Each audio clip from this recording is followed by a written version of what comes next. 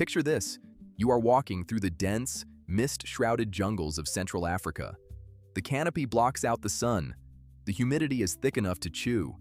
Suddenly, the foliage parts, and you are staring down the barrel of a 400-pound, muscle-bound nightmare.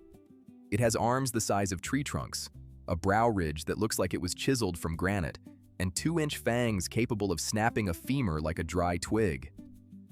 This is the silverback gorilla, the undisputed king of the jungle, a creature built like a biological tank, seemingly engineered by Mother Nature herself to rip, tear, and dominate everything in its path.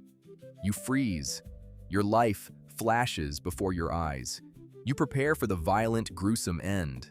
And then, the beast sits down, gently plucks a dandelion, and carefully chews on the stem while staring into space like a bored accountant waiting for the bus. Welcome to the ultimate evolutionary paradox. If you look at a gorilla on paper, you see the stats of a world-ending apex predator, a monster that should be suplexing lions and bench-pressing hippos. But in reality, they are the most colossal waste of muscle in the animal kingdom. They are nature's equivalent of buying a fully loaded, armor-plated Humvee with a mounted machine gun and only using it to drive 2 blocks to the farmer's market on Sundays to buy organic celery. Today, we are looking at the gorilla. How did evolution create the most terrifying creature on Earth, only to turn it into a giant, flatulent pacifist? Let's break down the illusion. Exhibit A, the terrifying vegan. Let's get one thing straight right out of the gate. Gorillas are absurdly, almost comically overbuilt. They are the bodybuilders of the primate world, constantly flexing muscles they absolutely do not need. We are talking about an animal that can weigh up to 450 pounds, with an arm span of over 8 feet. A silverback gorilla has the estimated upper body strength to deadlift roughly 1,800 pounds. Let me put that into perspective for you. That is the equivalent of a gorilla walking into a parking lot, grabbing a smart car, and deadlifting it until its bumper touches the asphalt. And then there is the bite force. You see those massive canine teeth? They aren't just for show. A gorilla has a bite force of around 1,300 pounds per square inch. That is stronger than a great white shark. That is stronger than a lion. If a gorilla wanted to, it could bite through a bowling ball like it was a damn jawbreaker. So with all this raw, unadulterated power, with all this bone-crushing potential, what exactly is the gorilla hunting? What formidable beasts are they taking down to fuel these massive, rippling physiques? Leaves? They are hunting leaves, and sometimes shoots. Pith, maybe a wild celery stalk if they are feeling particularly adventurous. That is the primary flaw of the gorilla, the great cosmic joke of their existence. They are the most intimidating vegetarians on the planet. Evolution gave them the weapons of a mass murderer and the dietary preferences of a yoga instructor. They don't hunt, they don't stalk prey, they don't use that 1,800-pound lifting capacity to wrestle crocodiles. They use their massive, powerful hands to delicately pick apart a bamboo shoot like they're trying not to wake up a sleeping baby. And let's talk about their daily routine, because if you thought their diet was underwhelming, wait until you hear about their work ethic. You might imagine that maintaining a physique that looks like it was carved out of pure testosterone requires a rigorous, grueling lifestyle. Nope. Gorillas are incredibly, profoundly lazy. A typical day in the life of a wild gorilla involves waking up at sunrise, eating for a few hours, taking a 3 to 4 hour midday nap, waking up to eat some more, and then building a nest out of twigs so they can go to sleep for the night. They sleep anywhere from 12 to 14 hours a day. They are giant, hairy teenagers on summer vacation. But it gets worse. Because they consume up to 40 pounds of vegetation a day, their digestive systems have to work in overdrive to break down all that cellulose. This means that a gorilla's resting state is essentially just sitting in the jungle, chewing on a leaf, and loudly, aggressively farting. I am not making this up. The mighty silverback, the terrifying king of the jungle, spends a significant portion of its day passing gas with the acoustic resonance of a tuba.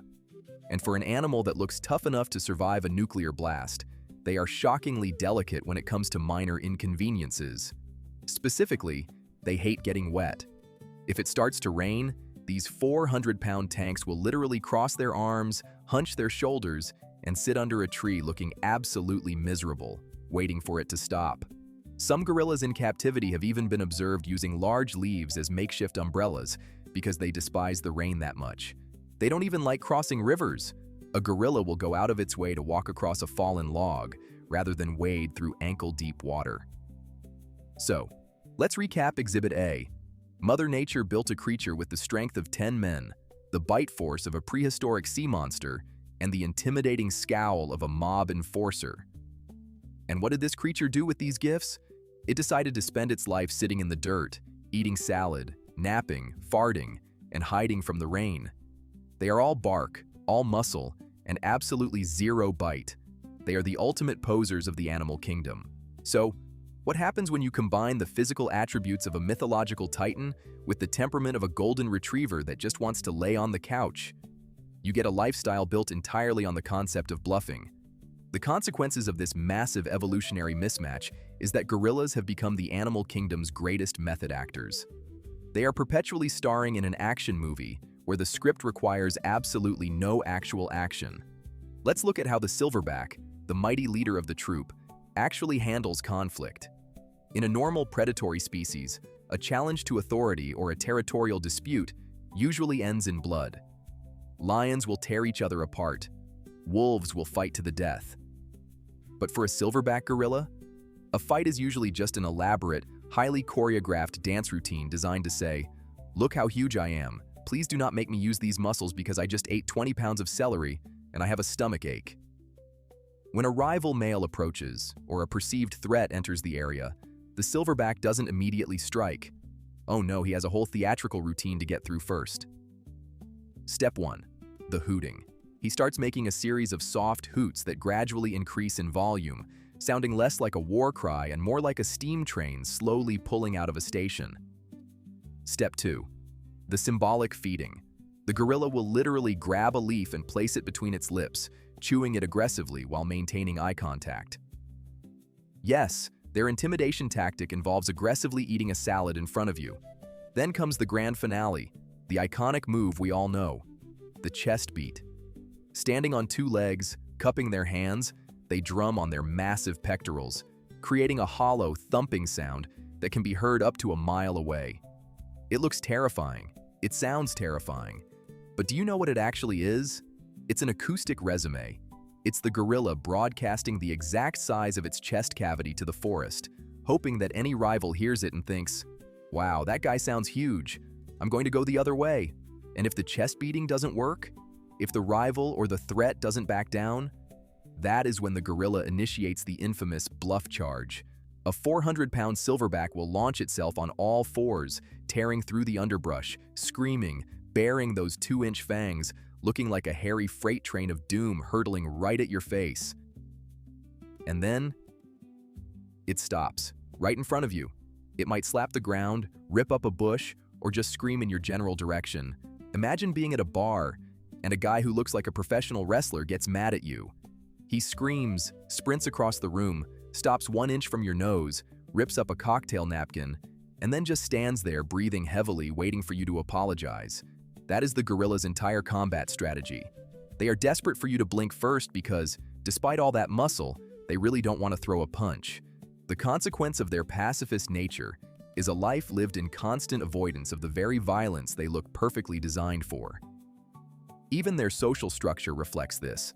A troop is just a giant sleepy family unit, where the babies use the silverback as a jungle gym, sliding down his back while he tries to ignore them and catch his third nap of the afternoon.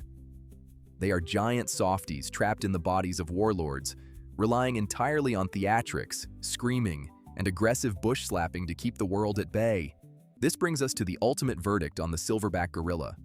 When we finally strip away our human obsession with violence and action movie heroics, we uncover a masterclass in evolutionary efficiency. All of those embarrassing flaws, the cowardice, the flatulence, the extreme laziness, the downright pathetic fear of rain, are not glitches in the system. They are the system. They are the tightly integrated gears of the gorilla's hidden genius, passive-aggressive survival. Let's break down exactly how this brilliant interconnected web of flaws creates the most indestructible pacifist on Earth. The tactical flatulence, the engine of peace. to maintain 400 pounds of pure, intimidating muscle. Without the fatal risks of hunting, you need an alternative fuel source. The gorilla found it in the most abundant, boring resource in the jungle: leaves. But leaves are notoriously difficult to digest. So, evolution gave the gorilla an enormous, highly specialized digestive tract, acting as a biological fermentation vat. This massive gut allows them to break down toxic, fibrous plants that other animals won't even touch. The constant farting? That is just the exhaust pipe of a highly advanced, risk-free engine that turns ordinary foliage into raw, unadulterated horsepower. They have traded the danger of the hunt for the minor social inconvenience of passing gas. That is a brilliant trade-off. The strategic napping, caloric conservation. Why do they sleep 14 hours a day? Because building and maintaining an intimidation suit made of muscle costs an astronomical amount of calories. If a gorilla were highly active, sprinting around the forest and looking for fights, they would burn through their energy reserves faster than they could physically chew leaves to replace them. Their extreme laziness is actually extreme efficiency. By barely moving, they maximize the caloric value of every single leaf they eat, ensuring their massive bodies remain perfectly fueled just in case they ever actually need to defend the troop. The rain phobia, thermal protection. What about their cowardly fear of water? Surely a 400-pound beast shouldn't cry over spilled rain. But consider their anatomy. Gorillas have immensely thick skin and dense muscle, but they possess surprisingly little subcutaneous fat. In the damp, high-altitude environments of the African mountains, getting thoroughly soaked means a rapid, dangerous drop in core body temperature. For a gorilla, a cold isn't just a sniffle. Respiratory infections are one of their leading causes of natural death. Huddling miserably under a leaf when it drizzles isn't cowardice. It is a highly evolved, life-saving instinct to prevent hypothermia and pneumonia. The art of restraint, mutually assured destruction. Finally, we arrive at their pacifism. The gorilla operates entirely on the Cold War doctrine of mutually assured destruction. The silverback knows exactly what he is capable of. He knows his arms can crush skulls and his teeth can snap spines.